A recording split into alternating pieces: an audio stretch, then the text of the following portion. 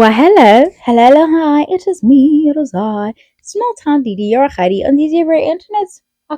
I am back, hello, yella. Somebody said, I'll simply. I signed that comment a really nice voice, and I've been like replaying it in my head. It's been on repeat. I'm about to give it a beat so I can dance to it because oh, I'd compliment him and I'd compliment him. But let's get into Dr. Celiwe. Dr. Celiwe is now a TikToker, I suppose, or content creator. She's recently gone really viral for telling her the story of her young marriage and the ordeal really that it was and the abuses that she's alleging to have experienced at the hands of her husband, her now estranged husband and stuff. I believe her. I will say allegedly for this video because we do not have that man's side of the story. I don't give a shit about it. But you know me. Come on now. Um yeah, and we're gonna get into it here and there. I'll put in a clip because the clips are very long. I like that she's taking her time to tell her story. She apologizes a lot for the length of her things, but she's not long-winded. There's just a lot to say, so she can't cut the story short for the convenience because we now have a short attention span. I was struggling to figure out how to structure the video or which parts of it I'm gonna take and then leave because the themes are many. Like I made a list and of really things that stood out that could be a video on their own, and it kept going and going. Church girl teachings, reproductive abuse, buying cars we can't afford, the accident thing, talking crazy about her in front of the kids, failed serial hustler partners, people judging her because even just trying to talk about people's responses to her could be a video on its own, and we'll touch on that a little bit because this is just going to be one video. It's not going to come in all types of parts, but let's just listen to some of little highlights from her story, and then we get back to it and have a chat. Yeah, like, I just realized I didn't put a trigger warning. So okay, if you are a person who's like easily triggered by things like detailing of abuses and violence and things like that, I am going to put the clip of Celiwe telling her story in her own words here. I've chopped it up so that it's not so long because every video is like 10 minutes that she has. And I'm trying to keep this very, very short. So it's going to be short, chopped up and sped up. But I bought my husband a Mercedes-Benz GLC that I was paying 15,000 every month towards the car. But he was commuting from Lady Grey to Alwell North every day because he had a barber shop in Alwell North. He was involved in an accident. That he was involved in an accident. It was the day after we had the biggest fight. He beat me up. He must have slapped me multiple times, and after slapping me, I fell, and then he dragged me on the ground. That day, my heart was so broken. After he beat me up, I just got up. When he stopped, I got up, and then I went to the room and I started praying. We are speaking about the next purchase of a car. What kind of a car that are we going to purchase? It's expensive. Can we please downgrade? Then he said, he's not prepared to take anything that is not a Mercedes-Benz. For him, it's going to be Mercedes-Benz or nothing. And another thing, he said that he's not going to be a laughing stock amongst like his people and his friends and just like people in general, because he was driving a Mercedes-Benz, a bigger car. It's bigger, like even amongst his peers, he was driving a bigger car. He got involved in an accident, and now I wanted to turn him into a laughing stock by making him drive a small car. And we went to Mercedes-Benz. When we got to Mercedes-Benz, on the floor, on the showroom, there was a GLB. My husband was not even interested to look for other cars. He just stopped in front of that car and he said, "This is the car I want." And I was like, "Did you see how much this car is?" It's like, "This is the car I want." The price that was attached to that car was 1.2 million. He came back again, fine. I signed on the dotted line. I was paying 20,000, 19,000 and something, closer to 20,000 for the installment. Then the insurance was closer to 3,000. So in total, I was paying 23,000 per month towards a car alone for a man that is not employed. And I was taking care of the kids, of every other bill. Getting that car was the worst mistake of my life. Like his car, the car that cost 23,000. It was the worst mistake of my life. I've never been so miserable. But as miserable as I was, that man enjoyed himself. He enjoyed himself and he didn't care. It broke my back. It was painful. Always tough to disappoint my husband. I've always told myself that if he is happy, if my kids are happy at home, I will also be fine. And I've realized that my marriage was about making other people happy. It was never about me. It was never. Man, I am married to this guy whose priorities are so mismatched. to my priorities, because yeah, now he values being comfortable and being in a good car as opposed to us buying a house and securing our future and securing our kids' future. Just because I think I started losing the respect I had for him and like the affection that I had in believing. But I was married to this guy who's like an honorable person, who is a churchman and who's a church guy as well, who fears God, who prays so much, who has like such a good relationship with God. Like all of that respect started wearing down. And so to cut the long story short, eventually we had to like let the bank take the car, the GLP, and then the bank did come and take the car, but the value of the car obviously it had depreciated, and then it had more than 250,000 shortfall. So look, I did falter on one payment and then I was blacklisted. And me faltering on that payment was because I'd made the decision that the car has got to go and he didn't want the car to go. So I was thinking that I'll just falter on the payments and then the bank can come and fetch their car eventually. But yeah, that made me to be blacklisted. Husband took his like when we took the GLB back, I this is gonna trigger a lot of people away. So we ended up deciding that he should take my car. This car, the one that I'm driving now, that he should take my car. So now I ended up not having a car. And not many hustles. He also had another hustle where he's selling second-hand cars. So he didn't have like any cars, that a lot of cars at this point to sell. So like he didn't have, but he had like an old Polo that hadn't been sold, at that time. So he could have decided that he can drive that Polo and then I get to keep my car. But he said no, he's not gonna drive the second-hand Polo that was meant for like to be sold. I said to him, okay, if you're going to drive my car, you're taking my car, then let me have the Polo. I'm gonna go back to the driving school. I'll take like even if it's 5 lessons with the car so that I can be comfortable driving it. At least the distance from home to my workplace is short. Because I need a car now when I'm on duty. When I'm on call and I get called out at night, I will need the car. He said no, that car is meant to be sold. I will break the car. And then there was also a day when I was on call. And he was not around. And that guy that is supposed to pick me up and drop me off, he was busy and he couldn't drop me off. But I was being called for something serious. So it was at night and my friend was also not available to quickly drop me off. I ran to work, going to address what I was being called for at night, and I was running. And then somewhere in the middle of the road, I asked myself, like, Celiwe, what is this that you're doing? Why are you suffering? Like, I think that was my wake-up call as far as my car story like is concerned. But you are at work. You have to run. But your husband is using your car. To do what? Where he's at? What is he doing? I came back that day and I said to him, please, can I have my car keys? And then he said, no. Another day, guys, I went to the police station because I wasn't going to fight someone who's beaten me up so many times. I know he's going to beat me most. I went to the police station. I got there and I wrote the statement and I said to them, can you please escort me at home to my husband? I want to collect my car keys from him. So like 2 police vans, they stopped and then they called him outside to speak to him. And then they told him, you have to give her car keys. And then he said, oh, we are married in community of property, so that means I also own the car. And the police said, the car is registered on her name. If you don't want to give her, when you are driving the car on the road, she's going to open up a case and say that you stole the car. We as the police, we're not going to ask questions. We're just going to come and take the car. So give her car keys. He gave me my car keys. After he gave me my car keys, then he had to go and drive his Polo up until it got to a point where he was able to buy himself a car. He managed to buy himself a car, a very beautiful car. He now drives a very gorgeous BMW. To think that after everything that I've just now spoken to you about and everything that I've shared, it was not me that walked out. Like with the abuse, the physical abuse that I've spoken to you about, the emotional abuse, the financial abuse, and like all of these things that I've been speaking about, it is not me that finally called it quits in our marriage. It's not me that finally called it quits. He's the one that walked out. I was on duty, and then the following day, then I addressed this with him. And I said to him, listen, I don't have a problem now if you want to live large. If you want to live large, that's okay. That's your life. But you should do it out of your own pockets. I no longer want to finance my extravagant living. And the reason I'm saying that is because I take care of the kids. I take care of all the basic bills apparently. Where now all you do is to take care of yourself. So in future, do not ask me for money. Because you are living a bachelor's life. My money is our money. It's everyone's money, but your money is your money. So I've decided that I want to be responsible in taking care of the kids and taking care of everything. But I do not want to finance your reckless living and your extravagant life. Then, okay. Because I said that, he decided, Oba, he's going to tell me, but anyway, you should live your life. I'll also live my own life. He meant it when he said that. Because then he cut contact with me and he never wanted to hear from me again. And that's how we became separated. We became separated because he said that he wants me to live my own life. He's going to live his own life. And that is because I said I didn't want to finance his life anymore.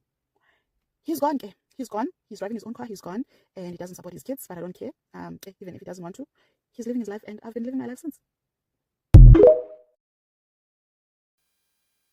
I can't help but come away from her faith being the Genesi of all of it. She speaks of going to these churches that encourages people to get married young. I hate people encouraging that.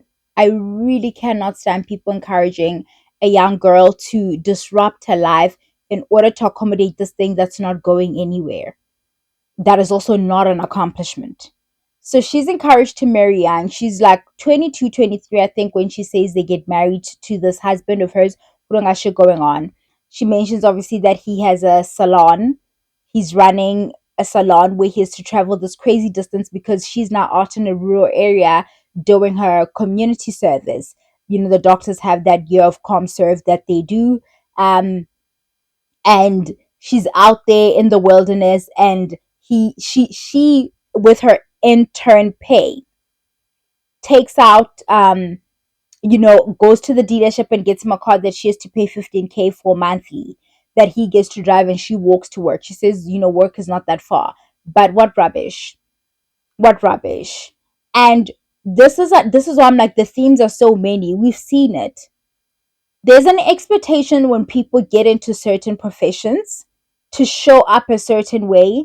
And I feel like the young people who come into those spaces take that, like, you look at a doctor who probably has a practice or whatever, like, they've been at it longer than you, they don't have as much responsibilities as you, and you get into the professional space and you already want to get things that signal to the world that I'm working this profession, meaning automatically meaning I'm high earning. Look at me, I've arrived. And in this instance, it wasn't even her. It was this husband wanting to do so off of her back. And in this, we learn. People are asking, oh, where are the parents? Where are this? I just watched a video of hers, a longer one, where she's explaining that her mom is late. And her mom also endured a lot of abuse in the relationship at the hands of her father. Can you imagine? So when we're judging her, we need to, because we have judged her, we're judging her secretly now, a little bit. In parts, we're like, Celiwe, oh, okay, yeah, okay, yeah. You know, but I,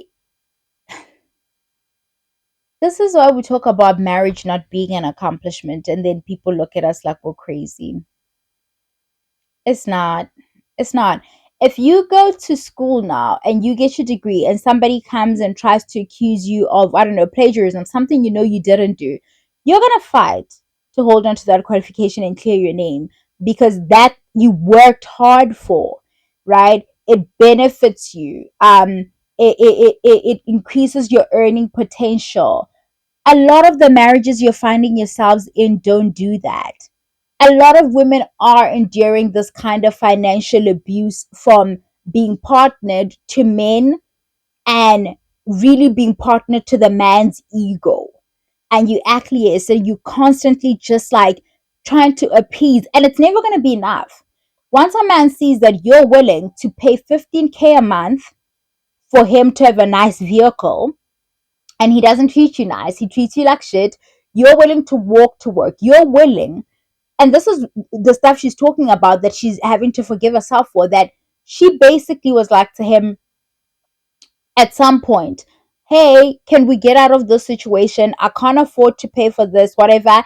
It's affecting the quality of life we can give our children. He didn't give a shit, because the show was about him. This person, like, and I see people saying things like, yeah, okay, we see what he did to her, but what about his kids? What about his kids? Them, her kids.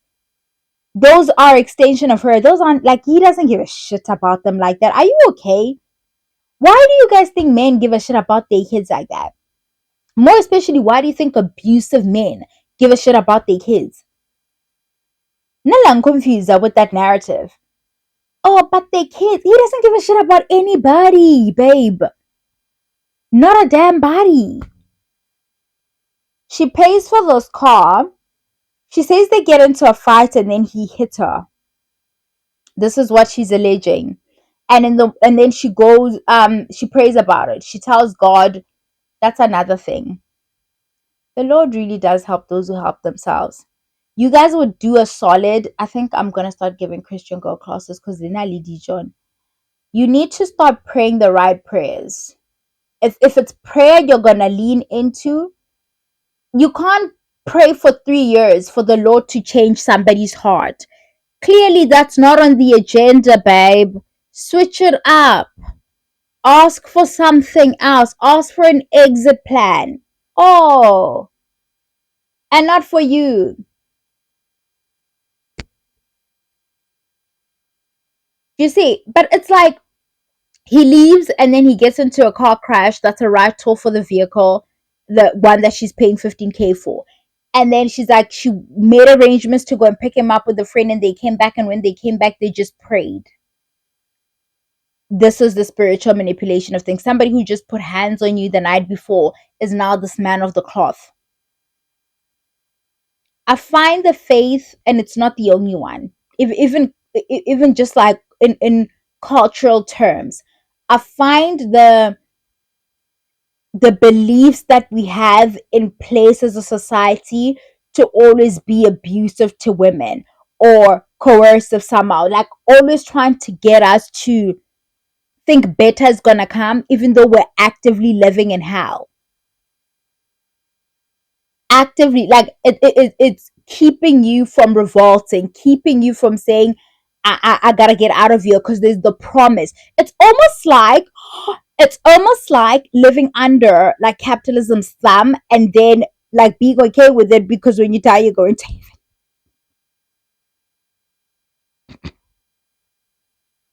It's all gonna work out when you die, right? Oh, okay, okay, I see what you did there. But anyway, guys, I don't even have. I feel like just from that vulnerability, that spiritual vulnerability that invited this person into her life, it was Danzo. It was kaput. It was finished. It was over. She never chance after that.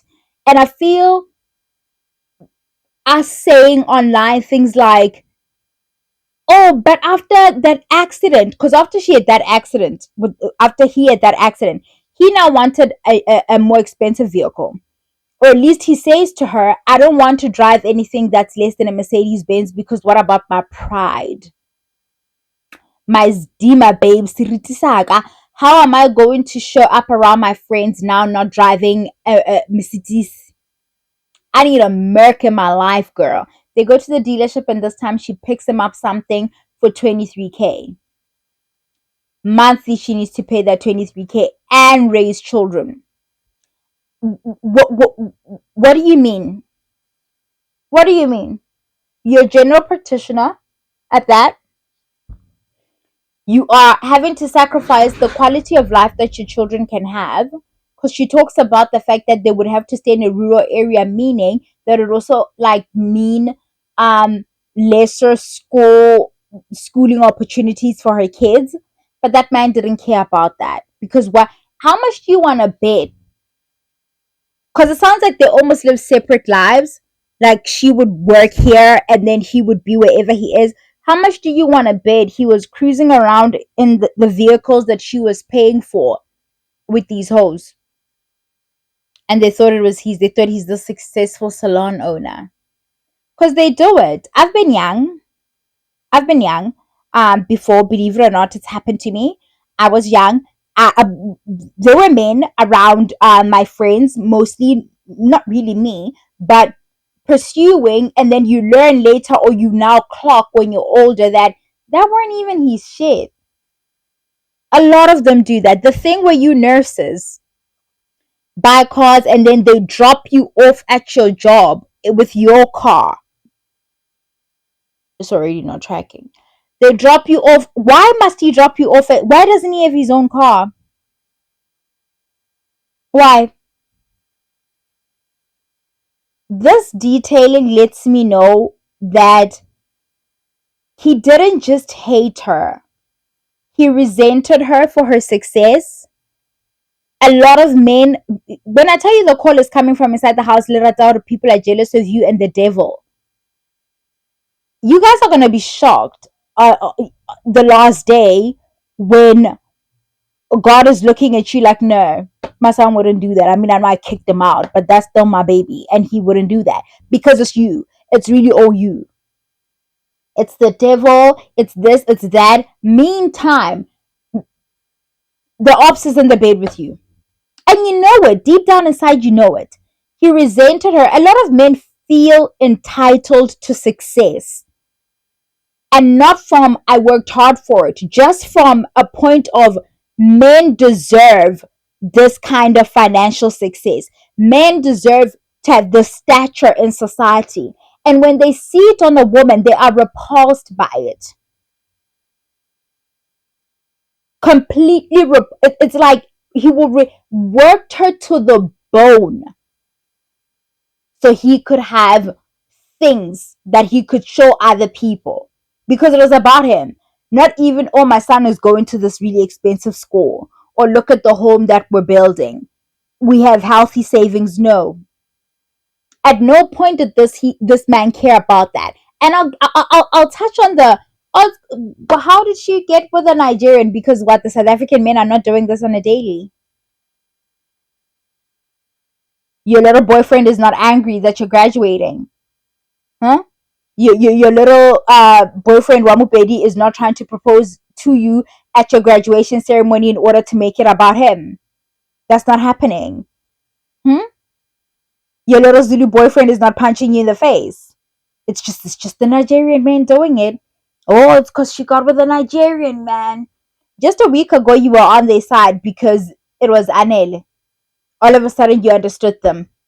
When I tell you stop, and I've seen women as well. I've seen women do this. How did she get finessed by? He used the church boy tactic. He used the I pray so much tactic. It's unassuming when you are a church going girl like that and you existing predominantly in that society, in those spaces and stuff. You don't have this lens to be critical of another person existing within the same space as you. This is something that happens to a lot of church girls. They're either encouraged to get with that gigolo pastor because they're a good look on his arm, or they marry down. There is no Bori, no Bori, nobody in life marrying down. They know that they can't say, and then you spend your whole marriage saying things like, and yo, it's the narrative building shit we always talk about. Always trying to make sure that outside he doesn't look like he's without, right? He doesn't seem like less than a man in front of his friends, but they know he don't got shit going on. So it's like the act is the most bizarre thing to me. Everybody knows he doesn't have shit going on. Everybody knows you're bringing in the big bucks. Why are you playing this game? Why? Why is he dropping you off at work and then roaming around with your vehicle, pouring petrol in a Merc, bitch? And I bet you why about Chile and Makura. Why? I appreciate her so much. She's explained, I think in part 4.1 or something, she explained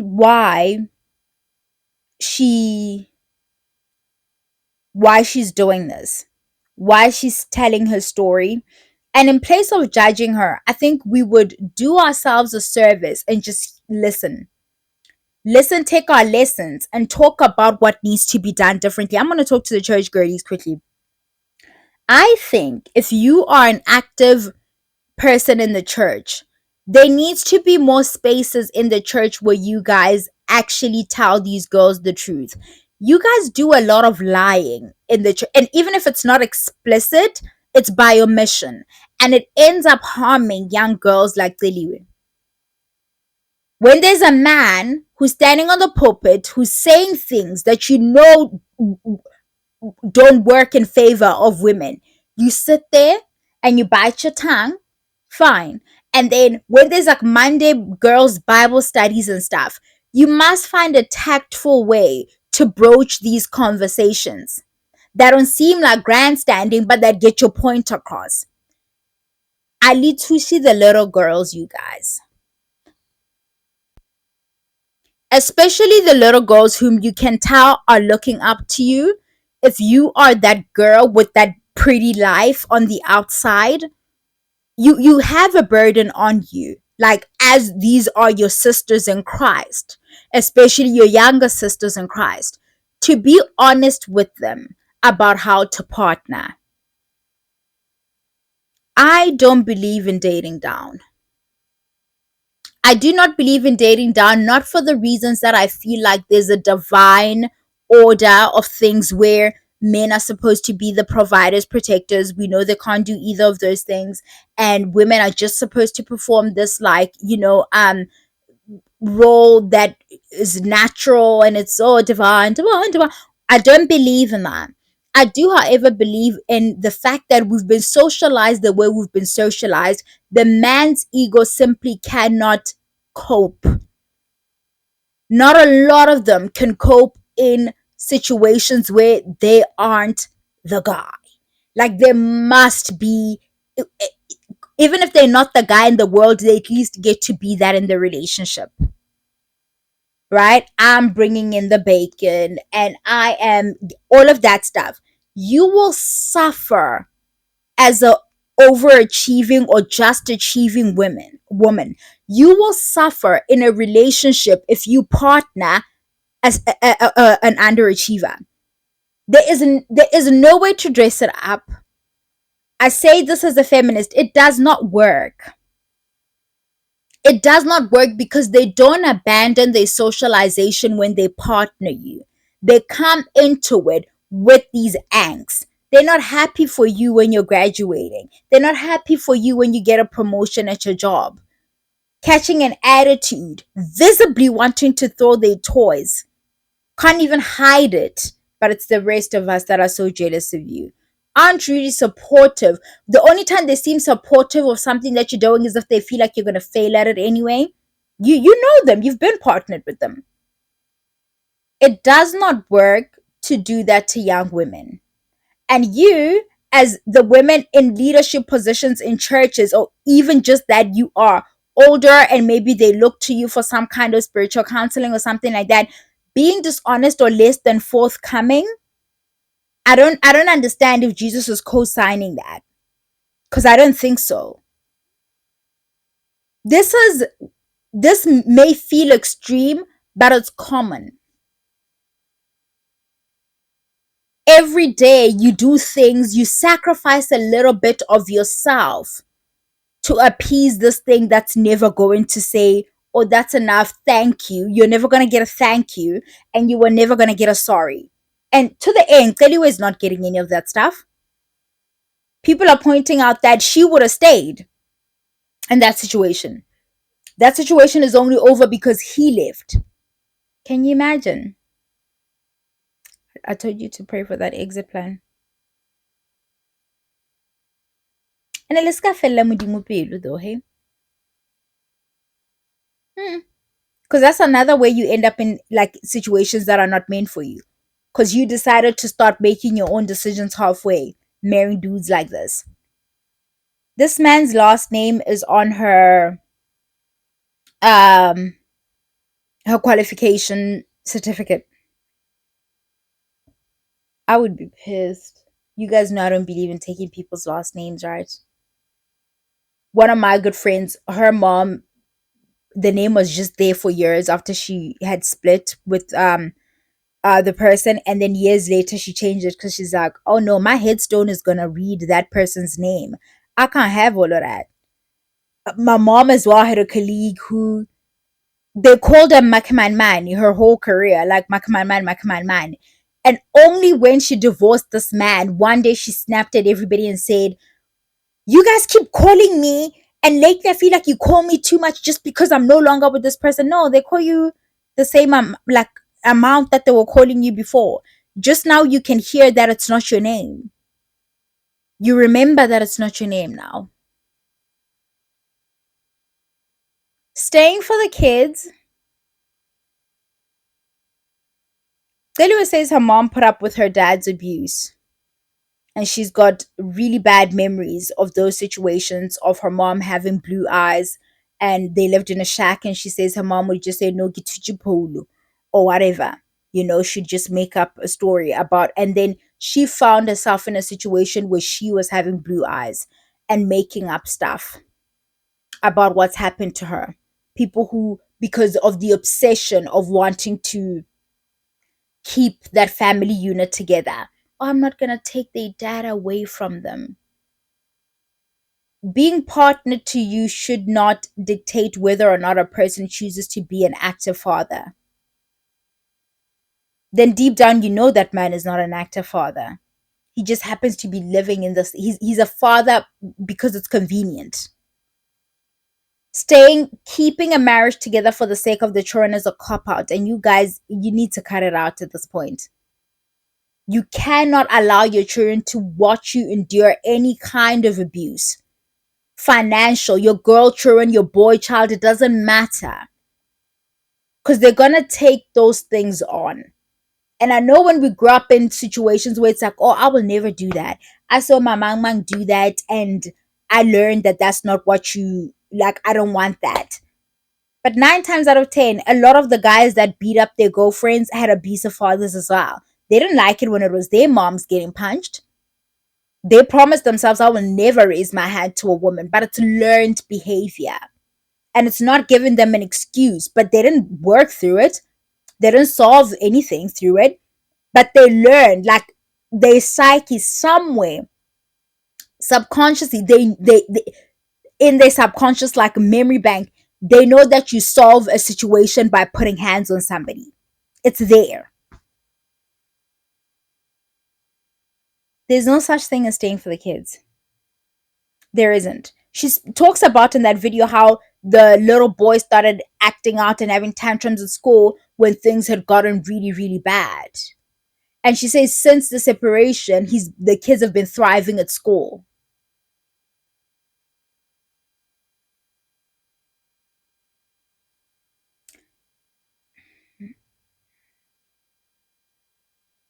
It's a lot of kids out there who wish their parents would have just gone ahead and got that divorce. It's not that deep, guys. There needs to be more sermons about the parts of the Bible where they talk about under which grounds is divorce permissible. There needs to be more on that. Not, oh my God, your covenant. Oh, your covenant. Girl, shut the fuck up. Truly. Covenant day, babe. Like, I'm just gonna go pray. Pray about what? Pray about what? And perhaps the reason a lot of you feel like you can't give that advice to your sisters in Christ is because you know you're putting up with some shit as well. You feel like you'd be a hypocrite because for aesthetics and the narrative that you've now crafted here for the people to enjoy, you feel like if you were ever to come out and say, actually, it's not nice. This person doesn't contribute to the home. He makes me feel bad about the fact that I'm smart. He doesn't come home when he's supposed to. He had a baby on us, or an outside kid on us. Maybe that's why you're not honest. I don't know why. I don't know why. She still wants to get married. I was like, oh, that's a Christian girl for you. Oh, I'm like, oh. Celiwe, please do not bring. When she said that, my heart sunk. I felt like she's opening herself up to another person watching this, ready to come in and victimize her a second time, especially because she's still very much part of that faith and all of that stuff. I do not want another man around her children. I think it would destabilize them. Even if the person comes in with good intentions, they do not have a good lens of what a man around them is. It will dislodge them. It will do this to them for a period. There'll be turbulence, and they're getting older. It's harder to recover when that brain gets a little bit mature and it's less malleable. No, girl. It's just you and your kids. If we're jola jola, kwa, there, but then enjoy a man there by the street. Maybe like, a man that what is this thing about like women who endure the most in relationships and still being like, if God wants that for them? Girl, girl, you thought God wanted this for you. Clearly you don't know what God wants. Okay. There's some guys, the 23k vehicle, nah. She's paying 23k a month, nah. That's when I was like, I need to take a break. I need to take a break. I mean, the savings she could have had contributing to the education yavana. And this thing where it's like, I'm staying for my kids, yet you're sacrificing the quality of life your kids are having. You're not staying for them, and you need to start being honest about that. You're staying because you really do feel like you've accomplished something by getting married. And getting a divorce makes you feel like you failed, and you do not want that image of you out there in the world. You don't want that shame and that stigma. That's valid. It's still valid because it is there. You're not crazy. Maybe that's what we need to be honest about. People will treat you like a pariah, especially in your nice little cute Christian spaces. There will be an outcast kind of agenda running around you where the other women think, ooh, because they act like divorce is contagious. And that has a lot to do with the fact that the quality of the marriages born in these institutions are rubbish. Why would I feel like I'm gonna catch the divorce from you like a fucking flu if my shit was tight? If my ship is not like, going wonky and whatever, why am I so afraid about being around women who are in other types of relationships and or divorced? Why must it be that I'm always around people whose relationships mirror mine so I can feel what? Secure in my decision to put up with this rubbish? Have you realized that? Anyway, Melo, there's a video I did recently was like she was on a live and I kept calling her Lelo. She's not Lelo, her name is Melo. And I'm sorry about that. She's come out and said something, and as she's saying it, I'm like, I think I know this person. No, no, no, man. I think I know this person. Then the longer I listen and the more I pay attention, I'm like, oh, this is Didi from a couple of years ago. I sent it to one of my friends. I'm like, was this my take on Munewa? Like, was I this harsh? Because I remember I've had to take that video down for other reasons. You guys remember Munewa trended 2 years ago? Was it 2 or 3 years ago? I don't know, 2 years ago. Where she was in a swindler situation.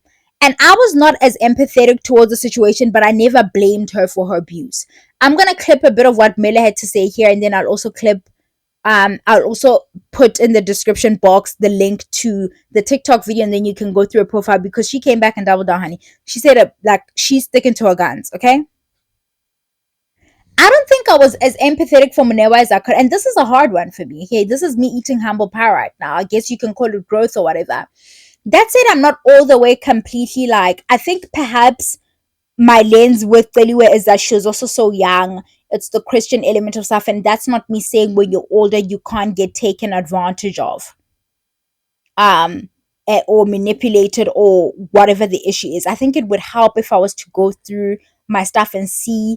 I can't remember if I deleted it or privated the video or if I still have it on a device somewhere. It would help for me to go and watch it back and really hear what I said. But as I was listening to Miller, I could feel, and I was reading some of the comments and stuff. I especially don't like when she's insinuating that essentially Celiwe is in a position of strength by partnering with this underachieving man. Celiwe was a student at the time studying medicine, um, and he was also probably like not too far in age. They're in the same church. To be honest, I don't understand how this man is a perpetrator. I really don't get it. We have a situation where a 23-year-old, one, dated a hustling Nigerian, two, married a hustling Nigerian, three, was a medicine student, decided to marry a hustling Nigerian. And then, after marrying him, she accommodated him in her house. She bought him a car. She says, I bought that car myself, but I didn't know how to drive. So I knew that I was essentially buying the car for my husband. Situation of Dr. Celiwe is something that I always think about a lot. You know how men in South Africa will say that they don't marry because marriage for them is a risk because they stand to lose a lot in divorce? Or men who have been divorced will always have something to say, right, about marriage and how it's expensive for them. But when you investigate, you find that this man intentionally married or chose a woman who is not educated, doesn't have a job, not because he's a kind person or because he was looking for love, but he was looking to control the person, right? So he knew that by choosing that specific woman, he will always have the upper hand in his marriage and will always have the upper hand on the woman. And then when the woman divorces him, it's like a shock to him. When the woman divorces him and takes his money, it's a shock to him and he doesn't believe it. Or when the woman cheats, it's like a shock to him and he doesn't believe it. So I don't know what Dr. Celiwe's hopes were by doing what she did. But I think if we can show no empathy to men who predate on women who don't have financial power, who don't have education, men who predate on women who are not empowered, then we need to discuss the possibility of women who predate on men who don't have financial power because they're hoping that they will have the upper hand and be able to keep them in the relationship. I don't know. We can't say this man is a victim. I mean, we can't say he's a predator. She had more power than him in the beginning, and she used that power. She says she used her signature. She used her buying power. And when it all crumbles, as women, we come and call her a victim. And you know how we are all saying that we could learn from this? I don't care about us as older women. Like, I'm almost the same age as Dr. Celiwe, so you know what I mean? My concern is young girls and how we are dealing as women, how we are dealing with this situation, how we are reacting to this situation. We are still not telling young girls the truth. By saying Dr. Celiwe is a victim is us still not telling young women the truth. We are basically saying to young women, Celiwe just got the wrong man. When you can do what Celiwe did because Celiwe was a victim and maybe you'll get the right man. You will get a lion that is willing to be a cat. Anyway, Dr. Celiwe is going live to... My microphone cut off while I was still talking, and I don't know what I was, but I think I was talking about Melo and her take on this, and this being that, oh, she's in the position of power because she has money. When she tells more of her story, you realize that there is a fear here of being abandoned, or because she lived with her parents for a period, even though it was like, all of that abuse happening there. Then she's moved away to go live with her mom's sister, um, in a different area where she experienced other types of abuse that she says was far less than what she's experiencing where she had lived at the hands of, her cousins and things like that. It happens. Um, so when you think of that, it makes sense that she will try by all means to try and, if it means spending what she needs to spend, not having boundaries, not saying no because you don't want that fear of abandonment is such a real thing where you feel like, and you see it a lot as well with the girls who didn't have dads in their lives, how tight they hold on to men, especially when they have children, because I don't want my kids to grow up like I did. And it's their demon to work through, really, because they end up holding on to the wrong kind of guy, right? On the other side of the coin is the girl who comes from a long line of, nobody in my family has ever had a divorce. So it's always something that's keeping you there, but it's never you. It's never your safety. It's never your happiness. It's something else. I think I took great issue with Munewa because there was no point where I was hearing Munewa say, I wasn't hearing any accountability. Celiwe takes ownership of quite a lot of things that she could have done differently, points where she chose to look the other way and things like that. And I'm not saying that you can't be so blindsided that you don't see, but Munewa at her big age, I felt like I'm waiting for this lady to say at some point, um, here I did this, here I did that. Like continuing on in that relationship with that man. Celiwe had the institution of marriage, right? Further trapping her in this thing, because it's a trap, it's a prison, okay? Further trapping her in this thing. I don't believe Munewa and that man were married, that she alleges had done these things to her. And I'm not saying you can't be in an abusive long term relationship with somebody. But after the entire ordeal that she details, she then goes and puts her things in storage and leaves it up to this man to pay for said storage. I had to wash my hands. I don't know where I am, why I'm this way about this and this way about this other thing. Because I'm not suggesting she deserved anything. Melo said something that I found to be very, in the comments where somebody was like, this person was physically and financially and otherwise abused. And Melo's thing is she basically dated down. She got with a nobody. That's what opened her up to those other abuses. That's a dangerous thing to put out there. That is a dangerous thing to put out there because then we can always excuse the abuser's behavior. We can always like bring it down to, well, you should not have liked men to begin with. Well, you should have vetted better. Well, you should have given yourself more time to know him. Well, you understand what I'm saying? With Munewa, I never ever made like she deserved for, because he also got physical with her, she alleges. I always say dead ass that's wrong, and her mother was dead wrong as well for coming in to counsel them through that. Counsel, girl, what? No, get the shovel, baby. We never seen him. When last did you guys see? We don't know. We haven't heard. Like, oh my god, we're destroyed. Are you serious? But like, Miller's takes leave a sour taste in my mouth a little bit, but it also puts up a mirror to me to say, es- specifically with the Munewa thing. I think about the Munewa thing a lot because a lot of people I respected texted me privately with that conversation to say this and that. And then when you hear Celiwe say that there are people, women in her inboxes who are going through similar things, who are talking to her about this and where they at, how they still in it, how they're finding strength through this, how they are, mid going out of it or just transition out, and this has given them like, this has validated their reason to stay gone, all of that stuff. You realize that the stuff that we're saying online, it's real actual people. And I feel like those of us who feel like my lips are so dry lately, oh, that's just common sense. We often don't realize some of the privileges that don't feel like privileges that we had of growing up in environments that allow us to have certain kinds of smarts, including an emotional intelligence about you, an awareness about you, where you can from jump just be like, this situation, just because you're a church guy, it doesn't mean I need to give you the benefit of the doubt. There are plenty of girls who don't have that lens as a result of their upbringing. They just don't have it. Like, we love God, he's in church, he comes to church with me on Sundays, he prays, he says he loves God and all of that stuff. And if something is wrong, I was always told to take it to God and pray about it. That is literally somebody else's lens, and we don't realize that. Especially when they end up in a field like medicine, right? We're like, oh no, she's smart. She understands medicine. And as far as like studying this stuff and having a good comprehension around what's going on, yeah, she understands that. She does.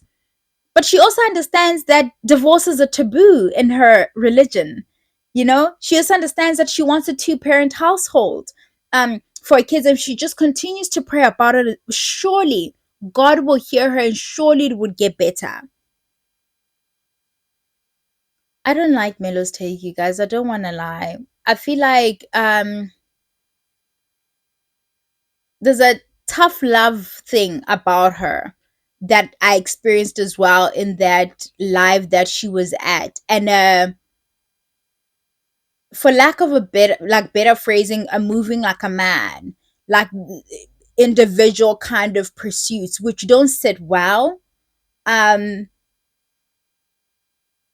when you're showing up in the world a certain way, like her instance as a black woman, having these kinds of takes, existing in femicide South Africa, it doesn't help in protecting women. It doesn't aid in helping women feel safe.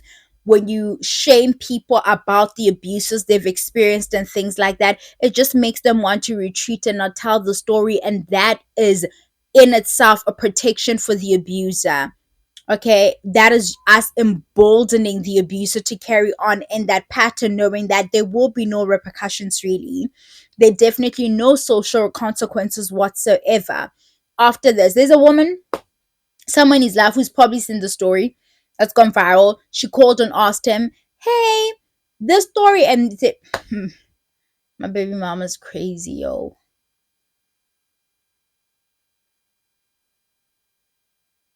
I know you just got the overwhelming urge to say wife.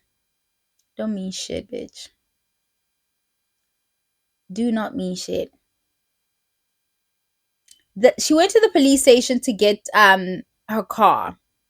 There was a day where, if I included in the clip, then you guys saw it. She goes to the police and she tells them that she wants a car and he won't give her the car keys. When the police arrive, this man, in all his underachieverness, says to the police, well, we're married in community of property, so this is mine. It's not like they don't know, is what I'm saying to you, that they're locking you into these situations that are not to your benefit and that are going to be hard for you to leave. Make prenups fashionable. It's not just the Christian girls who aren't signing the right paperwork. None of you do. None of us do. And then we end up here. Men have proven time and time again that they are predators. That I don't understand how Mill is saying that she doesn't see how this guy is a predator or a perpetrator. I don't know which of the two P's she used. I don't understand why. You know what? She'll come to it on her own. I suppose, or not. That's also a thing. But how do you not see that? I think it's a dangerous narrative to carry around, because then it then says that a predator looks one way and one way only, right? Oh, stay away from man with money. They just want to control you using their money. And like what's implied in that is automatically that the underachiever, what in the Tyler fucking Perry is the shit? The underachiever will automatically be a good man, right? In saying things like that. Or because it does not work like that. Her economic stature was not even a stature. She had just, this was the entry level for her, starting to work, and he was already digging her in a financial hole to trap her. Then in the babies keep coming. Somebody did a video talking about the issue with the babies. I hate that.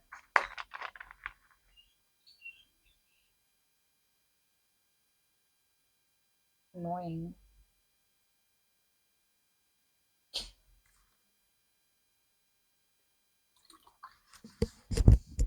Somebody spoke on the babies and stuff, and she's like, she doesn't like that people are implying that she was in family planning. She spaced out her kids the way she wanted to space them out. A lot of you say these kinds of things because you don't want your children to walk around feeling like mistakes or feeling like traps, and things like that. But to also continue to bring children into such a toxic situation really speaks to how foggy her brain was. Because with the clarity that she speaks right now, well, as much as possible, because once she inserts that God stuff, I realize that we're taking 2 steps back. Always, I'm sorry. That's what I hear. That's just what I hear, because I feel like that's how she ended up in this situation to begin with. I'd be mad at God personally. Because I bet you when she initially got married, she thought that was like God blessing her with a marriage. I'd be pissed. But then again, when things happen in your life, when you belong to this faith, when bad things happen or wrong things, it's because you made a mistake. Because God doesn't do that. So, Okay, great. To each his own. But that's really my thing, to guard my tongue a lot more. Um, to have a little bit more tact about how I approach these kinds of conversations, because there are women actively, these are people's lives. People are actively living in these kinds of situations, and it is not this anomaly. It's not this thing that's happened over there this one time.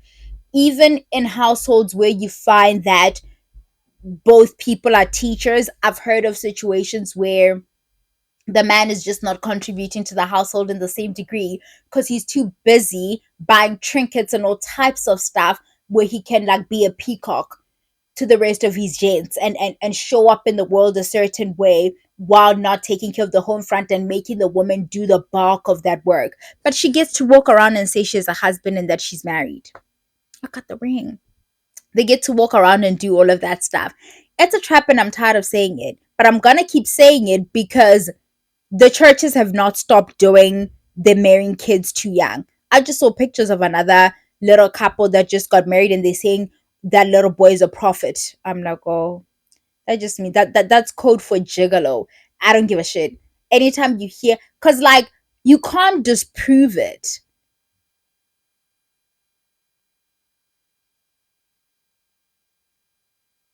You cannot. And you still get hoes. Oh, what? Please, the rappers had it wrong. And people get to respect you. That's all I have on Celiwe and my notes. But yeah, that's just, oh guys.